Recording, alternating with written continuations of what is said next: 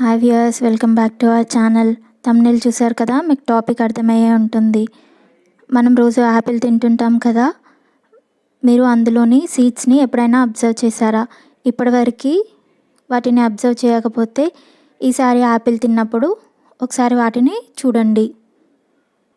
యాపిల్లో seeds ఉండే పోర్షన్ని ఇలా damage కాకుండా కట్ చేసుకోవాలి. దానిని హాఫ్కి బ్రేక్ చేసి అందులో ఉండే ఒక్కొక్క సీడ్ని మీ ఫింగర్ యొక్క టిప్స్తో ప్రెస్ చేస్తూ వాటిని తీసేయాలి.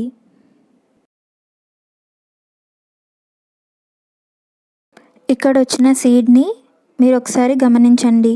ఈ సీడ్ ఆల్రెడీ మనకి జర్మినేట్ అయి వచ్చింది. ఇలా వచ్చిన సీడ్స్ని మనం సపరేట్ చేసుకోవాలి.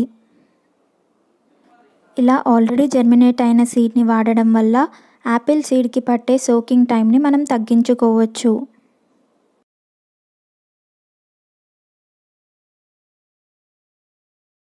ఇలా సపరేట్ చేసుకున్న సీడ్స్ని మనం మన గార్డెన్లో డైరెక్ట్గా పెట్టుకోవచ్చు. ఇక్కడ నేను కోకోపీట్ మీడియాని యూజ్ చేశాను. దానికి లైట్గా వాటరింగ్ ఇవ్వాలి. ఎందుకంటే కోకోపీట్కి వాటర్ హోల్డింగ్ కెపాసిటీ అనేది ఎక్కువ ఉంటుంది కాబట్టి మనం తక్కువ వాటర్ ఇవ్వాలి.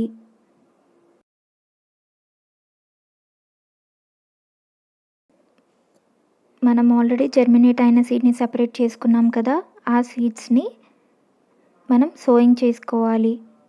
సోయింగ్ చేసుకున్న తర్వాత దానికి లైట్గా వాటరింగ్ ఇవ్వాలి.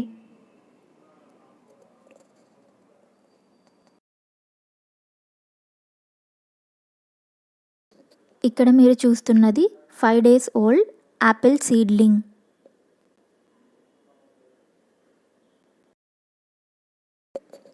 ఇది వచ్చేసి 10 days ఓల్డ్ యాపిల్ సీడ్లింగ్. చూసారు కదా మనం ఎంత సింపుల్గా యాపిల్ సీడ్లింగ్ని గ్రో చేసుకున్నామో. ఈ వీడియోని ఇంకొంచెం ఇంట్రెస్టింగ్గా మార్చడానికి ఈ వీడియోలో మేము ఒక సీడ్లింగ్ని చూపిస్తాము. దాన్ని ఐడెంటిఫై చేసి కమెంట్ బాక్స్లో ఇది ఏ సీడ్లింగో మీరు కమెంట్ చేయండి. ఈ వీడియో జస్ట్ నాలెడ్జ్ షేరింగ్ కోసమే మేము మీతో షేర్ చేసుకుంటున్నాము. Thank you for watching. ఈ వీడియో మీకు నచ్చినట్లయితే లైక్ చేయండి, షేర్ చేయండి.